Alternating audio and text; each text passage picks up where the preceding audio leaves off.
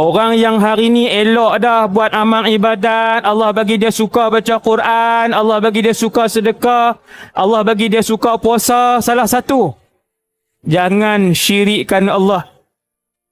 Jaga elok-elok dengan doa Rabbana la tuzigh qulubana ba'da idh hadaitana wa hab lana min ladunka rahmatan innaka antal wahhab.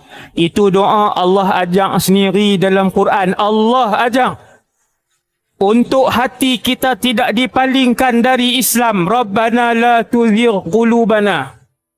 Wahai Allah, jangan bolak-balikkan hati kami. Jangan singkirkan hati kami. Jangan buang hati kami dari Islam. Kami syukur hari ini dah Islam. Tu Allah ajak sendiri dalam Quran. Rabbana la tuzigh qulubana ba'da idh hadaitana. Jangan buang hati kami selepas kau bagi hidayah kepada kami dengan Islam. Baca doa tu hari-hari.